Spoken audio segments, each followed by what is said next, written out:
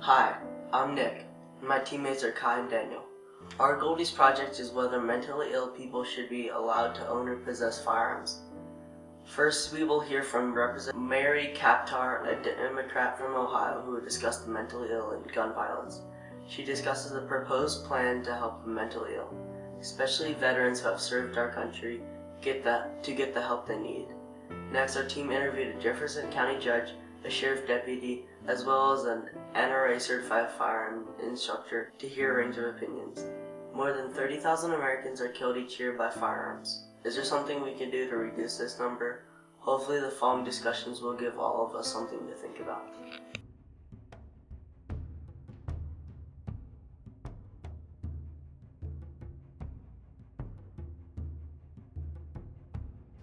Since 2007, according to the FBI, there have been 146 reported mass shootings. Far too often, a large contributing factor to this recent surge in violence is untreated mental illness. And in far too many instances, the perpetrators are former members of our military. Our nation must bridge the gaps in our current mental health system to avoid more tragedies. The President recently unveiled his BRAIN initiative. It calls for $100 million in funding to advance our understanding of the human mind.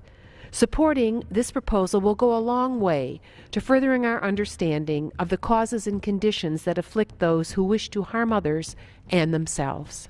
Experts such as former Army Vice Chief of Staff Dr. Peter Chiarelli, Dr. Joseph Calabrese of Case Western Reserve University, U.S. Army Colonel Carl Castro, and Dr. E. Fuller Torrey, head of the Stanley Foundation, would be prime candidates to lead breakthrough national initiatives on mental health. Part of our comprehensive effort should focus on accelerating funding for brain research and neuropsychiatric treatment. Second, reforming military enlistment, discharge procedures, and integrating the Department of Defense and Department of Veterans Affairs medical record systems. Third, instituting early childhood behavioral screening in schools. And fourthly, restricting gun and ammunition access to those who have serious behavioral disorders. How long have you been a judge? For 8 years. What committees are you involved with?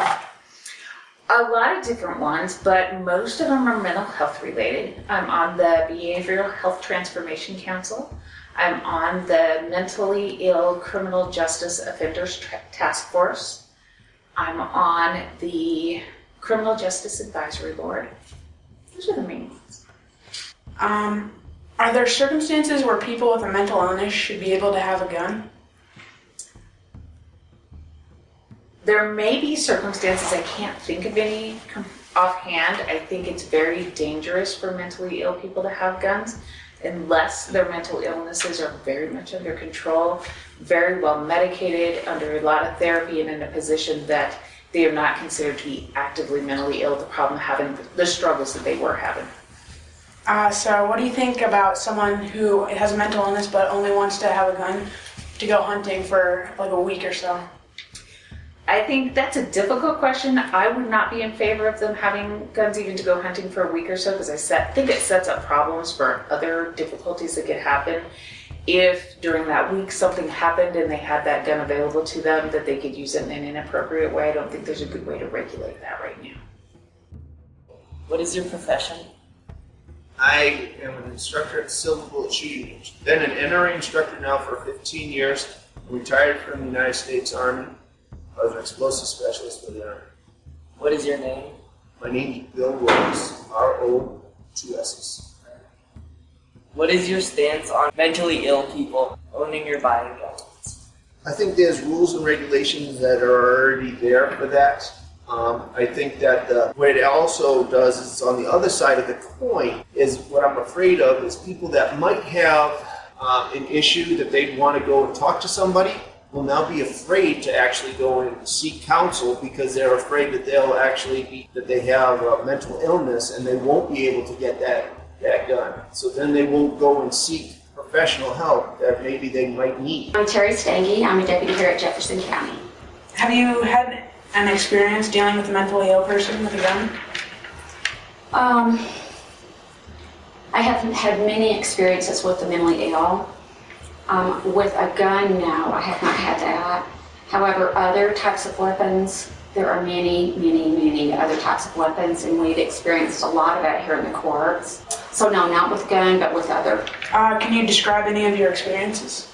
Yes, the experiences with the mentally ill are extremely, you have to handle them very, very carefully, because usually whenever we're involved, they're kind of in a fight or flight mode.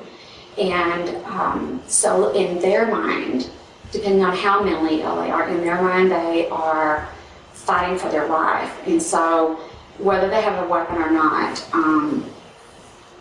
say for example, if they have a knife in their hand, there's a 21-foot range between me and them that is safe. But I would probably handle them just with a bit more patience, and maybe be have a different, looking for a different result with a mentally ill person, knowing that their frame of mind is not normal. I hope you found the opinions and facts presented here to be helpful, and maybe they will cause us to take action.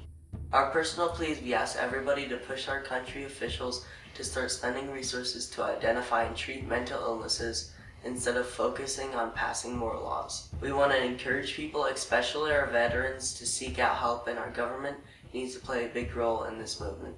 Although our project started off as a question, should people with a mental illness be able to own or possess a gun, it really became something like we need to help the mentally ill receive the necessary care to reduce the chances that the mentally ill will use guns for violence. Thank you.